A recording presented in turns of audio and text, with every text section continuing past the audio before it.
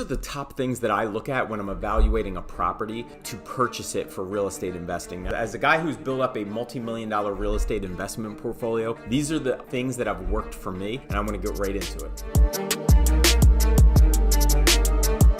All right, guys, so my name's Kyle Claus. I'm a real estate investor, a multi-million-dollar real estate broker owner.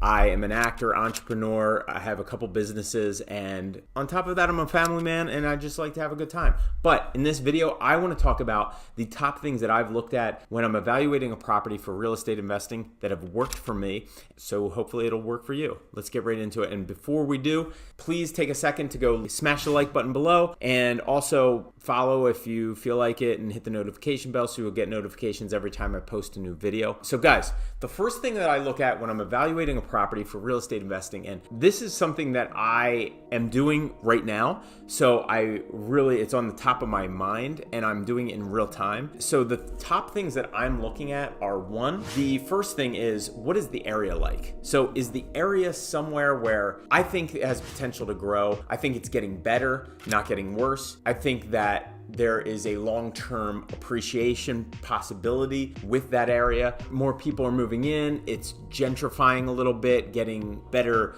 people in there, and where do the people work? So the location is important. Where is it in regards to schools?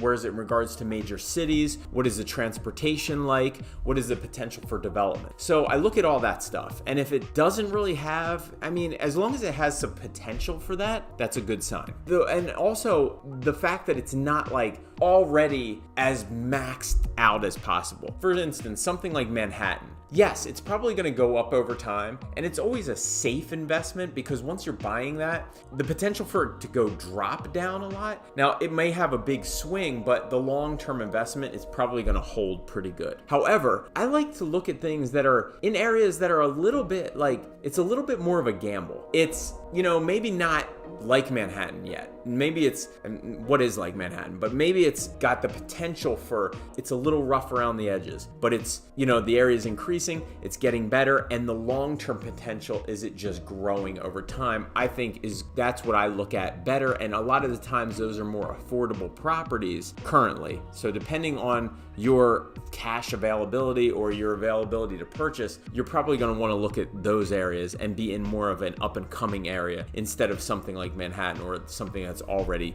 super developed already. So the second thing that I look at is, what is in the property that I think I see that maybe other people don't see, that is something that I think could be a property appreciation value over time that I can add value to. So I'll give you an example. I once bought a property that was a 2-family on the market, but when I went, I saw there was a shed in the back or building structure that used to be rented out for commercial as a hair salon actually, but it was deemed by the town as not being able to be rented out anymore. However, it had a full-on bathroom, kitchen, and enough size to either make a commercial spot or an apartment, efficiency apartment in the back. So the thing that I looked at was, well, I took a gamble on it because I didn't buy it as I needed that to be able to rent out. I took that as, oh, that's a potential down the line. Maybe the town just didn't like the people that were in there. Maybe it just wasn't able to be commercial, but it could be residential. Maybe the town was just some old school person that was going to change over, and I was going to get some new blood in there, and they were going to be cool with me doing it if I just schmoozed them the right way.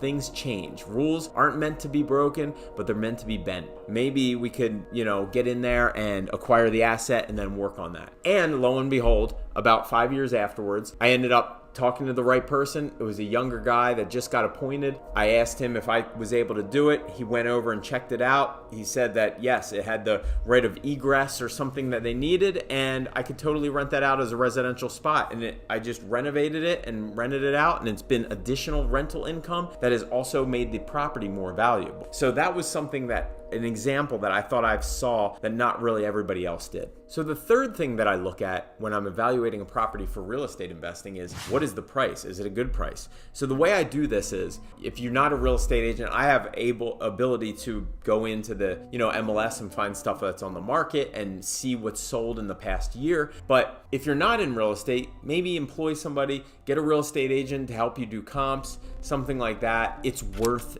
it.